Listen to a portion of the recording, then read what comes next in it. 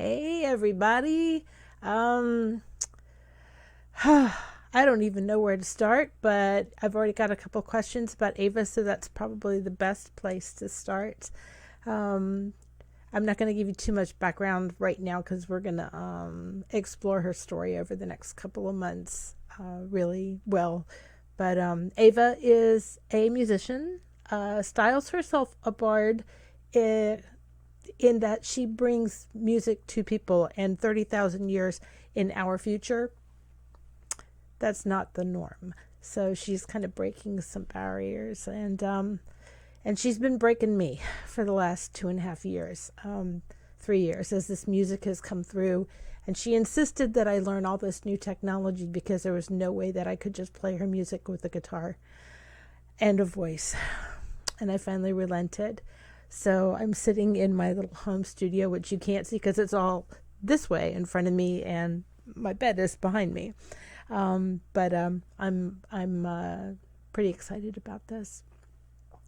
Learning all these new tricks and all these cool new ways to make music. And the really neat thing is that I've always heard strings and flutes and all kinds of, and timpani and all kinds of music in my head when I write anything. This is the first time that I've actually followed through and just written those parts right in because now I've got the stuff to do it with. So I've got keyboards and guitars and drums and all kinds of sounds in the box and out of the box, and I'm having a lovely time finally crafting Ava's music. So I think you're really going to love what you're going to be hearing over the next few months. And I'm kind of excited now that I've decided that we are going to have a CD. It's going to happen. COVID be damned, right? We shall overcome, and we shall do the things that we're meant to do and that bring joy to us and the people around us. I hope that's what you're doing through all these crazy times. Anyway, let's see here. Let's see. Deborah Osborne asked, because I put out a call and asked if you could ask Ava anything at all, what would you ask her? Boy, I did not expect these questions, but she and I talked over the last few hours, and I think we've got a couple of answers for you, sort of, kind of. So Deborah Osborne asked, what are the times, the touchstone archaeological ruins, what are this time, 30,000 years in our future, but in Ava's time? What are the archaeological ruins, and how are they interpreted by their anthropologists, right? And she has a particular interest in how mythology has evolved. Ava told me that this is really complicated because there is no longer a place where humanity is, unless you count the Milky Way as a place, because that is where we have expanded throughout the entire Milky Way. Have not really crossed into other galaxies yet because the distance is so great. But we are all over the Milky Way. So there's no longer really a central location. And Earth Home is still in existence. It is getting cooler. But we still have a few million years to figure out what to do about that. So that's okay. But it is getting cooler. Things have really changed on the surface of the planet.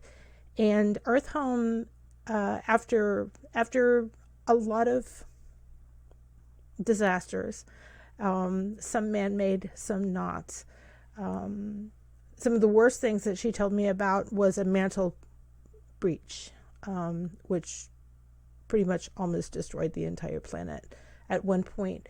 But sometime after us, and the next few thousand years, we get a little bit smarter about at least preserving information and find some different ways to do it. And we start preserving information in places off planet, so that we do have some type of historical record.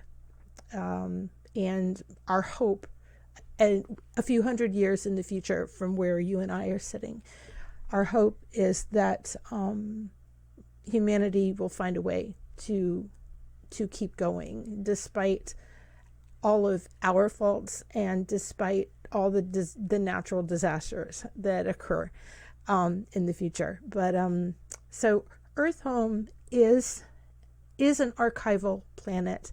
The only thing that it is a central point for anymore is that archival information can be obtained through Earth Home.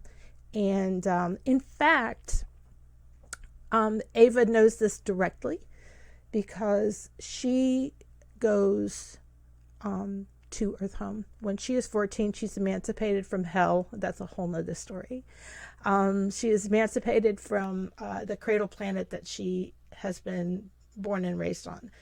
And she goes to Earth Home to study the archival records, which do go back to about the 17th century, but that's really bits and pieces. But she actually goes back. She and I are part of the same, this is crazy, people. She and I are part of the same bardic soul pool, and we can sometimes dive into each other's memories. And since she was a child, she was experiencing flashbacks of me and of Nine Toes, because we are all similarly linked. We're not the same person, the same soul, but we can touch each other across time and space. And so she wants to work on music and bringing back this bardic tradition, and she feels that she already has a direct link to Nine Toes and to me. And so she goes to Earth Home to see what she can find out about me, which is really weird when she and I are talking about this. So Earth Home does have archives. It has very little in the way of any kind of ruins. Mythology comes and goes, and changes and flips, but some things never change. The real archetypal stuff just doesn't change, which is why she is so drawn to the bardic practices of singing of love and light and gravity. Love. So it's really interesting. You know, we are human. We're still human. We haven't really changed. We think we get better. We don't. we try to get better. There's always something else that we need to do.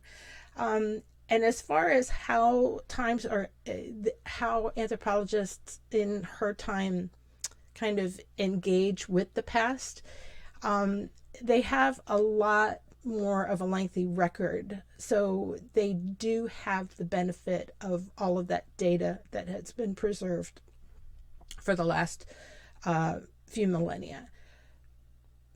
But they make mistakes too. And when it comes to ruins, the only kinds of ruins that they really might find are on planets that have been seeded and grown up a small civilization and then abandoned at some point. And so there are ruins of those space adventures, civilizations that have grown out of those and collapsed. You know, their sense of size is very different than maybe yours and mine is, because we think of churches and towns and small societal kind of things, and they kind of look at a planet, an entire planet, as that in her time. So it's a very different kind of feel. And I will also say, and this is something that she and I are both struggling with,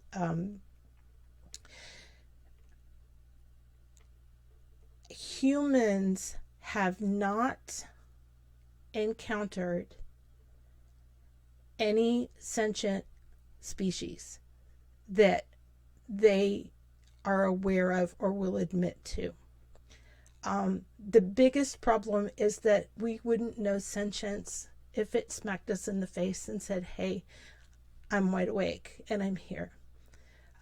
It took humanity so long to even believe that there were other sentient life forms on Earth home. And so much of that was destroyed and doesn't exist anymore. And they just don't recognize it if they see it. And I know this, Ava knows it because she has direct knowledge of a sentient race in the Milky Way. And I'll tell part of that story another day. But she knows absolutely for a fact that they exist. So, yeah, I don't know if that answered your question or not, Deborah, but we're human. We still get a lot of things wrong, but we have a much greater archival record to go back to. And then I do want to answer this other question because 2 people asked it already, and I think it's really, really totally cool. Josette and Phil Kessler both asked if we've reached inclusivity yet. Now, Josette's question was simply, have we reached inclusivity yet? And Phil's question was, is the future inclusive of all types and persons?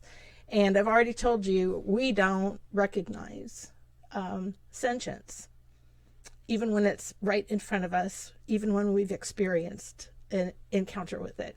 We just don't get it. We think that the Milky Way belongs to us because we haven't run into anything else that looks like us, right?